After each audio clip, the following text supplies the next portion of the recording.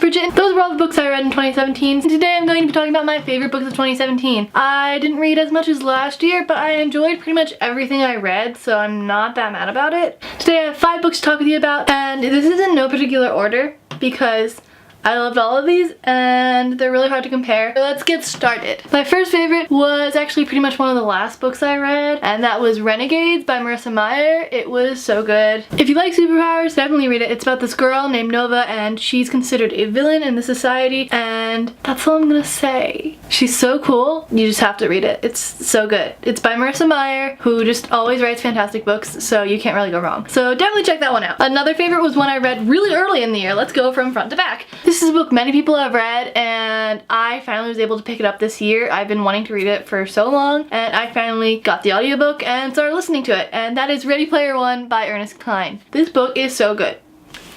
How have I not read this sooner? It was so cool. The world is just fantastic because it builds so well. It's really action-based, but also just the pop culture of the 80s was weaved into it, and the game aspect just kept it going. I was listening to the audiobook and all I wanted to do was sit in my car and listen to it. I didn't want to get out and do anything, so I might have been in my car a bit more than usual. I listened to it at any point I could. It made car rides really enjoyable, so I definitely recommend listening to it. It's so good. I mean, also reading it. Also, there's a movie coming out soon, which is really exciting, and I'm so pumped. But hopefully they don't do it wrong, because that often happens. Another book I love this year, Eliza and Her Monsters by Francesca Zappia.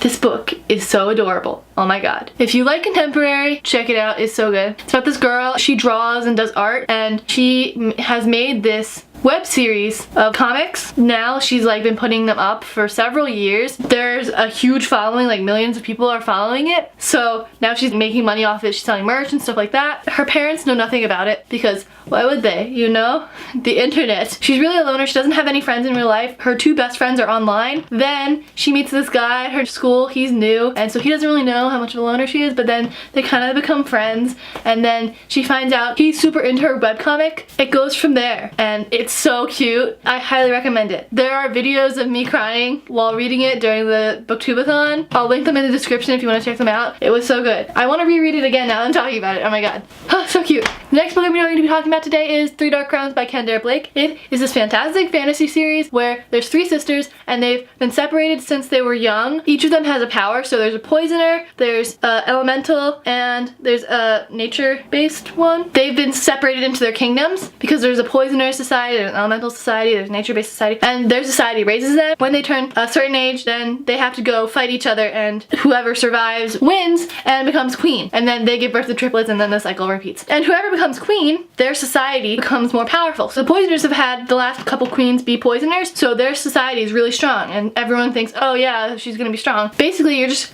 hearing about each of these girls, and it's so fascinating because all of their societies are really cool and really well done, and this book is amazing, and I highly recommend it. As with all of the other books I'm recommending today, because this is my favorite books video.